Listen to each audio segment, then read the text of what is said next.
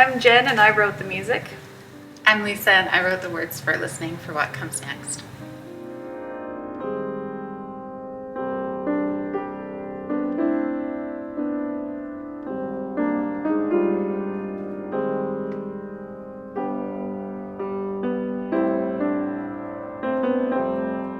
So collaborating with Jen was an extraordinary experience for me because as a writer, I almost am always working in total isolation, and there's no sort of energetic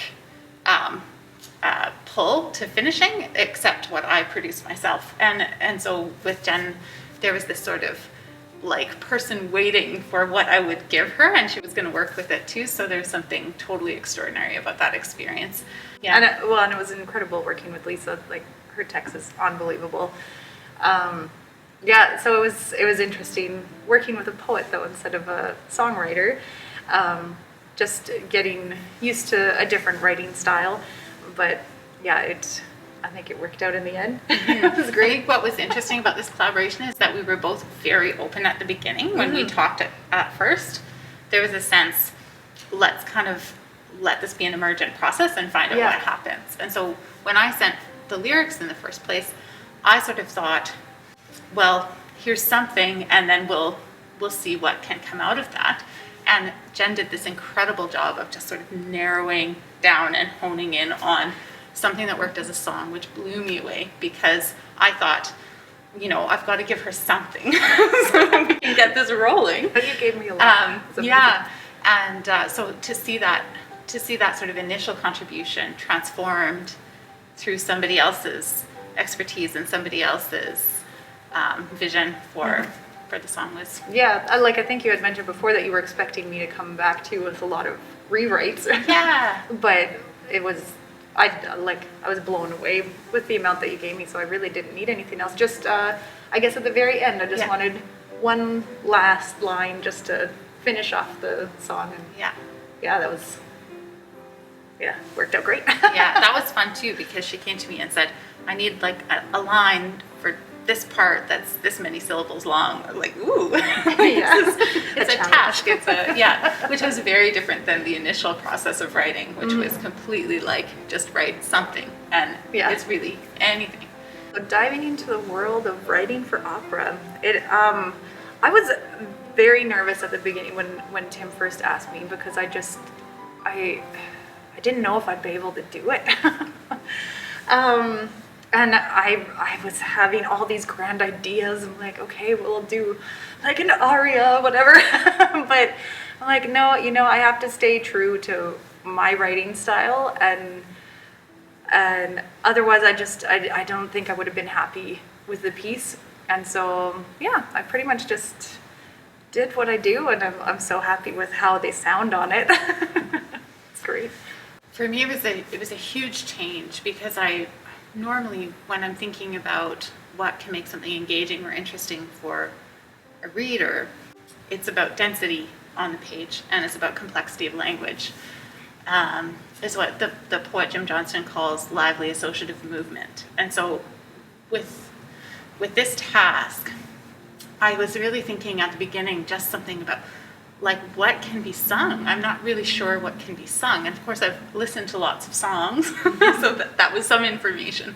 But as a writer, to pivot the way I was writing to something that felt like it could. I mean, poets think about breath already, but I'm not really a poet who thinks about that as much as some poets do. And so that sort of just thinking what can be sung meant that from the very beginning, my process changed. So normally, I'm as specific as I possibly can be. I'm species specific. So if I'm taking a walk and I'm trying to describe it, it's not going to be a bird, it's going to be a pileated woodpecker. But try to get a choir to sing pileated woodpecker. Like they're just moves that you can't make. So I felt like a lot of my tools or a lot of my usual moves couldn't be made. And so for a long time I felt just kind of like without anything to say, without anything to bring, because I was just thinking about how do you write for this medium. And so for that reason, I was really grateful to have Jen be so sort of, I think you told me at the beginning you'd written before for people who were not like librettists. You'd worked before with people who were not librettists. And so that gave me some sense of just room to move and grow and experiment and learn. So that was great. And then when you took what I gave you, which had sort of probably a number of potential structures, none of which were fully developed, you kind of just knew what you were looking for and pulled it out and made it happen. So what was wonderful about it, this is sort of a long answer to that, but what was wonderful about it was just that it wasn't all on me, which is a really new experience for me as a writer. It was genuinely a collaboration. So the process really was that I thought, okay, I'll do this. This sounds like fun, and Jen will give me something musically, and then I'll find language for it. But then it turned out that she wanted me to start. So the beginning of the process for me was just walking and having no idea what I was ever going to put down and doing that until something began to accrue. And then once after sort of weeks of silence, I started to get some pieces of language that I could put down. And then I passed it to Jen. Yeah, and then I lived with it for quite a while, just trying to figure out exactly what I wanted the message of this piece to be as well. So I narrowed down her text to what I figured would be a good song form, sent it back to Lisa, just wanted to make sure that I had your approval and didn't change anything too drastically. And then, from there was just put pen to paper and start writing. So seeing Edmonton Opera record this live was unbelievable. It was such a neat experience being back in the Jubilee after months and months and months of not being able to be in theaters. So just being there was amazing. But we're so thankful for all the people that wanted to be involved in this, and it's just incredible to hear it come to life. For me, it was really extraordinary, and I think in a way that touches the beginning of the piece when Tim first asked me if I would be interested in participating. I was so excited to just be doing something with other artists, because that was April when it first came up, and everything felt so shut down. And in a similar way, seeing everything happening on the stage at the Jubilee was this sort of like a kind of revelation that kind of embodiment can still occur, and obviously not all the time. And it was especially extraordinary because I haven't done anything like it in such a long time. But what I was really moved by was the way that all of the choristers had spent time with this piece and were there, and they were masked up. So it was like someone had a hand over their mouths, but they were still working so hard to bring their voices into the room. And just that sort of energy of everybody's effort to contribute and to bring what makes them come alive to other people, so that we could do that together for other people in a time when there is so much that's shut down.